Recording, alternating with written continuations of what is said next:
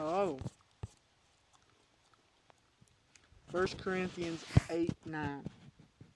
But be careful, or we Christians may fall into sin because you do as you please.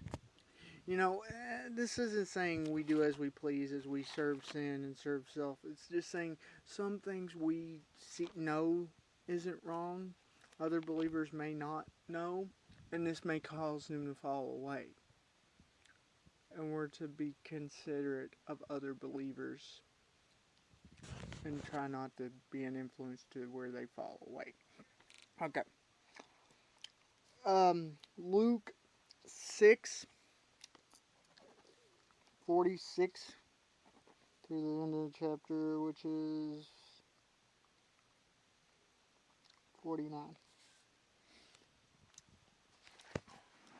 So why do you call me Lord, Lord, and do not do the things which I command? So what Jesus is asking, you call me Lord, but you don't accept me as Lord. You reject what I have to say. You reject what I've told you to do, but you say I'm Lord. This is contrary. You call me Lord, but your life says something else. We should live a life that shows He's our Lord. We should strive to live that life that shows He is our Lord. And He's our boss. He's the one in charge of our life, not us. This is something we have to fight daily. Paul said he had to die to self daily.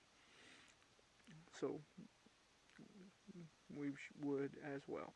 Verse 47. Whoever comes to me and hears my commandments and obeys them, I will show you what they are like. So we're to come to Him and follow after Him.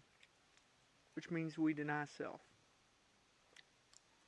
We put Him first and trust Him to take care of ourselves.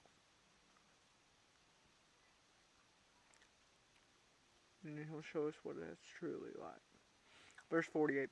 He is like someone building a house on a strong foundation laid upon the underlying rock. When the flood waters rise and break against a house, it stands firm because it is well built. So what he's saying, first off, he's saying following Him, the floods still come, if you notice. The flood waters still come and break against a house, but the house stands because it's built well. This isn't saying that coming to Jesus will make it all easy. In fact, he's saying the opposite. He's just saying we won't fall if we're built on Him. We may be knocked down, but we ain't knocked out. Now, if we ain't built on Him, and he mentions that in the next verse, but anyone who listens and doesn't obey is like the man who builds his house without a foundation.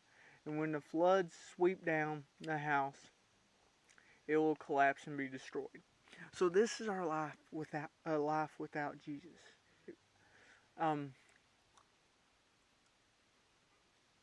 When things and stresses, we fall and break. Those fall and break.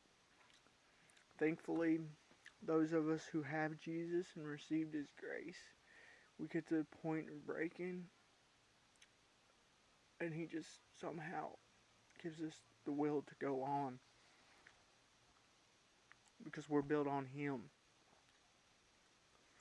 But those who don't have Him will fall away at them times. They'll let whatever they lost, whatever collapsed around them, to keep them from seeking God.